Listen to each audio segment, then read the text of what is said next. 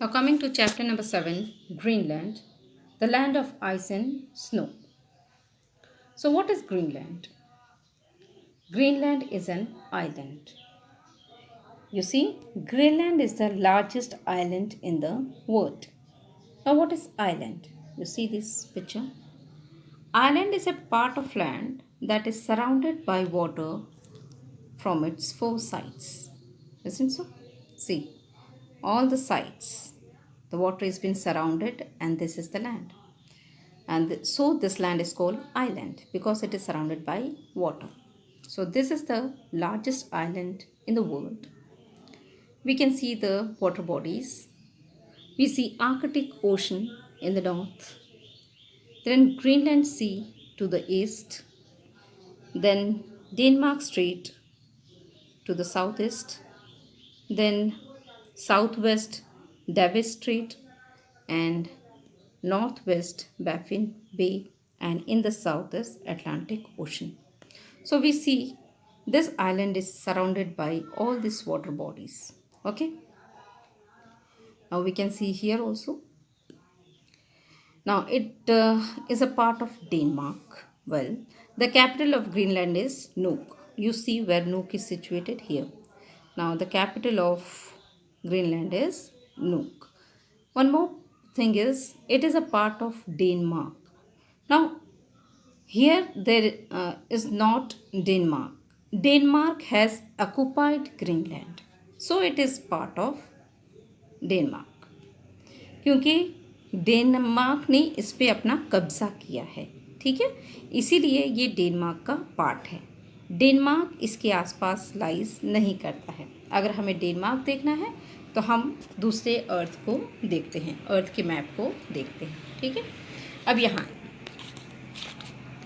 now you see this is your Greenland near the North Pole.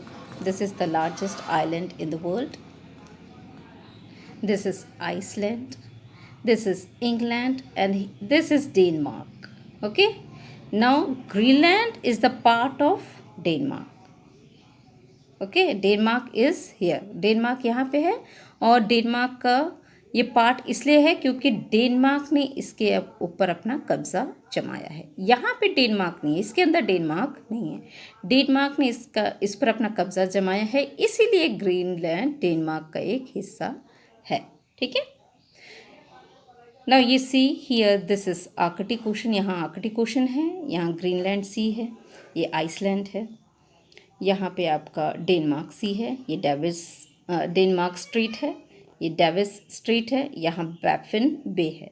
आप ये curve जैसे देखिए, ये बे किसको कहते हैं, BAY बे, जैसे बे ऑफ बंगाल है ना, यही वैसे उसी तरह यहाँ पे आप देखेंगे, क्या देखेंगे यहाँ पे, ये कर्व है तो इसको हम कहते हैं बैफिन बे, इसका नाम है बैफिन बे। तो हम देखते हैं चारों ओर से ये ग्रीनलैंड पानी से घिरा हुआ है और इसीलिए इसको आइलैंड कहते हैं। ठीक है, नाउ ये कहाँ सिचुएटेड है, it is situated in the frigate zone. ये आपका फ्रिगेट जोन क्या है, 66.5 नॉर्थ, ये आपका आर्कटिक सर्कल है, यहाँ से लेकर नॉर्थ पोल तक आपका फ्रिगेट जोन है, इसको पोलार रीजन भी कहते हैं। तो किस रीजन में आता है आपका ग्रीनलैंड, पोलार रीजन में। ठीक है, तो दो फ्रिगेट जोन हैं, एक नॉर्थ पोल के पास है और दूसरा साउथ पोल के पास है। तो अंटार्कटिक सर्कल और साउथ पोल के पास भी फ्रिगेट जोन है, ये 90 डिग्री साउथ है और ये 90 डिग्री नॉर्थ है। तो आपका ग्रीनलैंड कौन से फ्रिगेट जोन में है, नॉर्थर्न फ्रिगेट जोन में है। ठीक है, तो ये रीजन आपका पोलार रीजन कहलाता है, तो इसीलिए ग्रीनलैंड को पोलार रीजन भी कहते हैं। तो ये हुआ आपका introduction of Greenland. Now coming to the climate of Greenland. Greenland experiences an extremely cold climate throughout the year. And more than 80% of the island is covered with thick snow. So children, as we all know that Greenland is a polar region.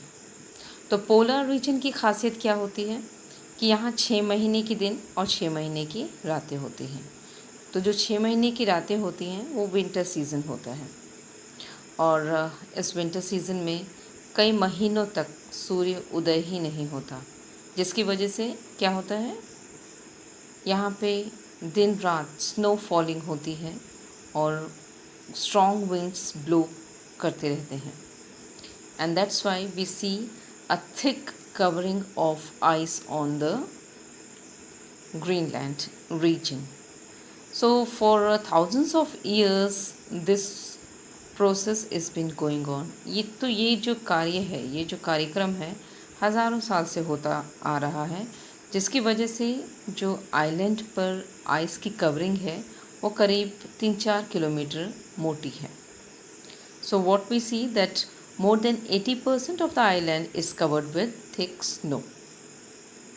और इसी वजह से 80% of island बहुत ही मोटी परत जो कि 3-4 kilometres की है से जमी हुई है. और जैसे ही समर्स आते हैं तो हम देखते हैं यहाँ कंटिन्यूस सनलाइट रहता है करीब 6 मंथ्स का, और जिसकी वजह से क्या होता है, ये जो स्नो है वो मेल्ट करना शुरू कर देते हैं. तो जो बड़े बड़े ग्लेशियर्स हैं, जब वो मेल्ट करते हैं तो बड़ी बड़ी स्लाइड्स हैं आइस की, वो पानी में या समुद्र में गिरकर तैरना शुरू कर देती हैं. तो इस आइस स्लाइड्स को हम आइसबर्ग्स कहते हैं. तो ये एक बहुत बड़े हिल्स की तरह समुद्र में खुलेआम तैरते रहते हैं, जो कि बहुत ही डेंजरस होते हैं. क्यों? क्योंकि जो ग्रीनलैंड है यहाँ पे बहुत थिक फॉग होता है, जो धुंध होती है, जो फॉग होता है बहुत ही थिक होता है because of the cold area.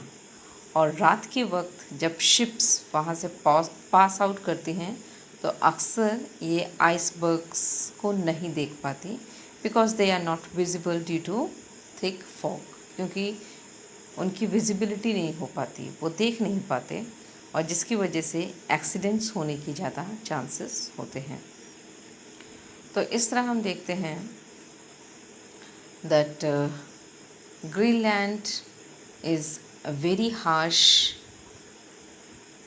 climate area and totally cold climate which is extremely cold.